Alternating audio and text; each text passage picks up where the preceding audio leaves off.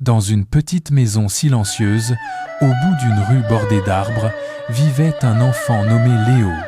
Sa chambre était simple, remplie de dessins accrochés au mur et de quelques jouets oubliés sur une étagère en bois.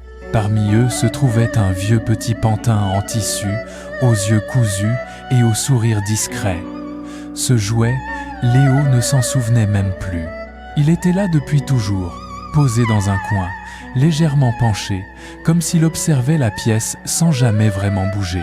Mais certaines nuits, quelque chose changeait.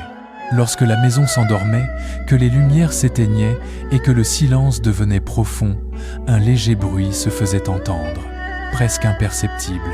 Un froissement, comme un tissu qui glisse doucement.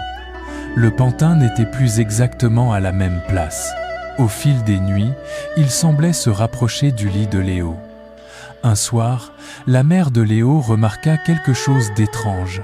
Elle était venue vérifier si son fils dormait bien et elle eut l'impression que le jouet n'était pas là où elle l'avait vu plus tôt. Elle haussa les épaules, pensant à une simple illusion, puis quitta la pièce. Mais le lendemain, encore une fois, le pantin avait changé de position. Intriguée, elle demanda à Léo s'il jouait avec pendant la nuit. « Non maman, je dors », répondit-il simplement. Alors, une nuit, elle décida de laisser la porte légèrement entr'ouverte et de rester éveillée un peu plus longtemps. Les heures passèrent, le calme s'installa.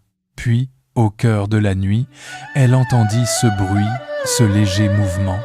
Elle regarda attentivement, et ce qu'elle vit la figea. Le pantin venait de bouger, lentement, très lentement.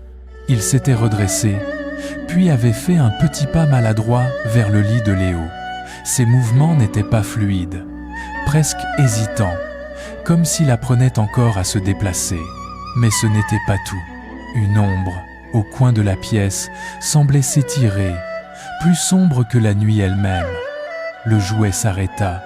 Il se tourna vers cette ombre et il resta là, immobile, comme un gardien. L'ombre hésita, vacilla, puis se retira doucement, disparaissant dans l'obscurité.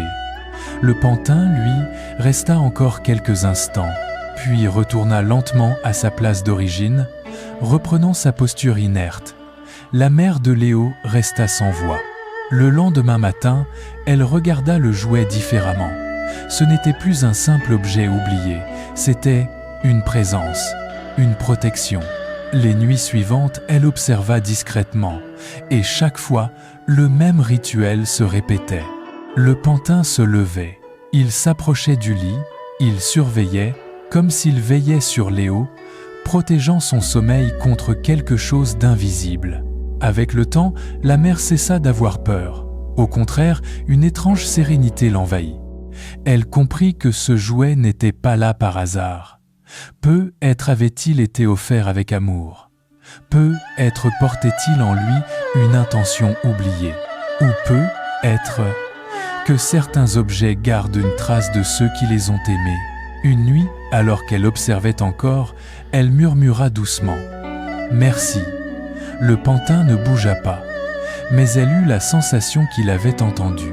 Et depuis ce jour, dans la petite maison silencieuse, lorsque la nuit tombe et que tout s'endort, quelqu'un veille, discrètement, sans bruit, sans jamais demander quoi que ce soit.